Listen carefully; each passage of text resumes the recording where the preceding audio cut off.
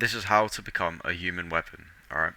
There are 3 steps you need to become dangerous. Okay, so what does it mean to be a human weapon? Basically, just become dangerous. And there's 3 steps that you need to take to become dangerous, okay?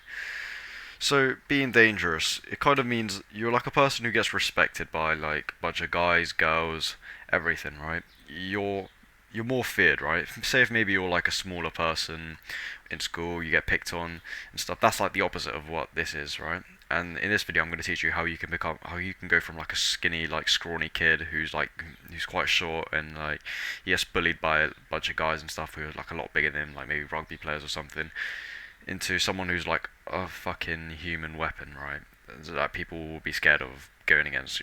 You're like, imagine being that kid in school who's like a fighter. He's fucking big, athletic, right?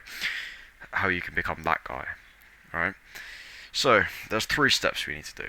Firstly, most important step is your fighting skills. I think if you're going to do one singular thing, it would be to improve your fight skills. So you need to learn how to fight. It's really important if you want to actually become a dangerous person. You're not going to do it through just lifting weights, because if you just get bigger, yeah, possibly you'll become more dangerous, but still you're still kind of a pussy, right? You still won't be able to like beat some like little kid who still knows how to fight, right? This will give you the biggest like ROI, return on investment, right? If you actually learn how to fight. So what combat sport should you do? You should do MMA. I think you should train every single area of fighting, right? Say if you only know boxing, you're not going to be able to like take the fight to the ground against some like rugby guy, right? You need to be able to fight in every single one of these areas. So I think you should train boxing, kickboxing, wrestling, jiu-jitsu, and even like if there's MMA classes that teach how to mix it all together, you should know how to do that. So how do you do this? You just try and find like an MMA gym where it lets you train all of these at the same time. If you can't train all of them, if you can't find any MMA gym, just go to find one of these gyms and try and learn that individual martial art, and then in the future you can train the other martial arts. So for example, if there's only a boxing gym next to you, you can just train that, and then in the future you could possibly train kickboxing, wrestling, jiu-jitsu, and then MMA, right? So train at least. But if you do have an MMA gym right near you, I say join up to that one, even if it's more expensive than like a boxing gym or a jiu-jitsu gym. I say train at like an MMA gym. Most jiu-jitsu gyms usually have striking classes anyway, right?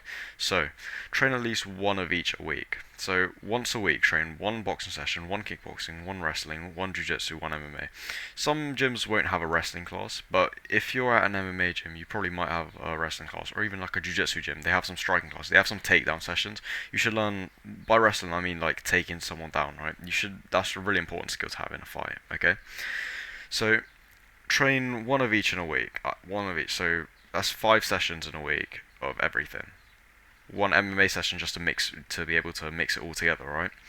But there is one strategy called periodization, like I personally use to improve much faster. I can go over it in another video as well. So basically, I'll give you like a quick summary of what it is. So say if I go 3 months locked into boxing only.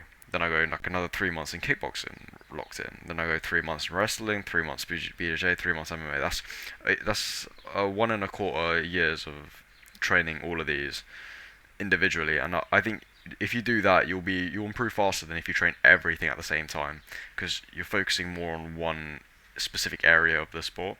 But I can go over like in full detail. I can go over it in full detail in a different video. Okay, so that's the first thing, right? Learn how to actually fight. Really important skill. Secondly, the next thing we're going to go over is your athleticism. Okay, so you could be like a smaller guy, right? But you're still kind like if you've like actually tried practicing fighting sports, right? It's still quite hard to beat someone a lot bigger than you, even if you're quite good at fighting. It's still quite hard to beat a guy who's like 6'5" of 260 kilos, right? Like in possibly in your school there are some like big people and everything, right? And if you're not athletic, it will really like be bad for you, if you tried getting into a fight with them or something, right? So obviously you need to be athletic. You need to be stronger, more powerful. If you want to knock someone out, you need to be athletic. If you want to take someone down, you need to be athletic. if you only have skill but you're like just a little weak, like 50 kilo guy, I don't. It can help, but you need to be athletic as well if you actually want to beat a person in like a real street fight or even like a school fight or anything, right? It will help you a lot if you're athletic as well. So, how do you do this? Do 2 to 3 strength training sessions in a week. Okay. So to focus on heavy compound lifts, so I think these are the lifts you should focus on: deadlifts, squats, overhead press, pull-ups. Those are, if you're gonna only do 4, I think these 4 will be worth it as well. And do some variations. Obviously, you can do trap bar deadlifts, sumo deadlifts, conventional deadlifts, RDLs. There's variations of this. There's Zercher squats, front squats. There's variations of this. You can do with dumbbells, barbell, like seated. I wouldn't do seated personally because it doesn't train your core enough, but I'd say do variations of overhead press and then do pull-ups as well. There's variations to this as well. There's like wide grip, not regular grip, chin-ups, weighted, all of that stuff, right? Archer pull-ups. There's so many variations. You need to also add variations between the two. But keep a low rep range for deadlift, overhead press, and squat, right? So the ones you're actually using weights on. This one, with pull-ups, you can go quite higher reps. Like I say, 8 to 12 is like a decent rep range. And then once you get to 12 reps on pull-ups, or like I'd say 15 reps. Once you get to 15 reps on pull-ups, I think you can start adding weight as well. Like to get like one of those belts where you can attach like a plate onto it, and then you can make pull-ups harder for yourself. I think these 4, if you get really strong in these lifts, so if you can deadlift like 2 times your body weight, if you can, I think a good goal for to aim for, right, is deadlift. Try deadlift 2.5 times your body weight, squat 2 times your body weight, overhead press about I think 1.5 times your body weight, and then I'd say pull-ups. Attach half your body weight onto like your. You know what? I'm not sure about pull-ups to be fair, but try like if you can do like a set of 20 of regular bodyweight pull-ups, I'd say you're at a decent level. If you can do 20, 25 to 30, if you're at a good pull-up level, and you don't need much more. So yeah, that's what you need to know. And after you can squat 1.5 times your body weight, you can start doing plyometrics to turn that strength into a fast twitch power for that touch of death. So if you want to knock someone out, you need to be able. You could start doing plyometrics as soon as you get quite strong with all these lifts, right? And with plyometrics, right? What plyometrics is, it converts that strength into fast twitch power. But you don't have to worry about that right now, right? Because if you're probably like not at that level of strength, you won't have to worry about plyometrics. But I will make a guide in the future of how you can use plyometrics to become way more powerful. And you really need to do plyometrics if you want to become athletic. But you don't have to focus on it now. Focus on becoming stronger. You could add this in the future. Like say like 6 months in, probably you could start doing plyometrics. I mean, possibly even less if you're actually gonna be consistent with this and maybe, get to your 1.5 times your body weight on squats faster. And yeah, so you could possibly even hit that in 3 months. Next thing is also you need cardio. So still in the athleticism field, right? You need cardio as well in a fight. Like in a fight, you might think, oh yeah, no, cardio doesn't matter. Yes, it fucking does. Like if you're gonna actually if you actually want to be a dangerous person, you're not scary if you don't have any cardio and you gas out within like 2 minutes. You need cardio as like if you want to be like an athletic little fighter, especially if you're like a smaller person as well. You need to use cardio to your advantage. So how do you develop it? I'd say do 2 cardio sessions a week at least, right? You could do more running sessions, but personally, this is what works for me. Okay, so do 1 steady state cardio. So for example, just long distance running like 3k, 5k. And go at a consistent pace. Run for 20 to 30 minutes, and 1 hit type of cardio. Okay, so what you can do for my favorite one would be the assault bike. So do sprints on it. So if you go like 40 seconds off, 20 seconds off, and then so 20 seconds working, 40 seconds resting. So you go all out for 20 seconds, and then you rest for 40 seconds, all out for 20 seconds, and you do that like for 6 minutes. So that's 6 rounds. And I would recommend that. You could do that, but I think when you start doing go like 10 minutes working, 50 minutes resting. 10 seconds 10 seconds working, 50 seconds resting. That's like a good like starting level, and then you can go into longer work times and lower rest periods. Okay, so these two, because this one you need to build the aerobic base, and this one for the anaerobics. Because there's MMA, right? It's a different like type of cardio where you need a bit of everything. Okay, and it's very important if you want to be like a dangerous fighter, like even just a person like no one wants to mess with. Okay, and then I'd also say do mobility once a week as well. You might think, oh yeah, I don't need to be mobile to be a good fighter. Well, it like you know what, it can help.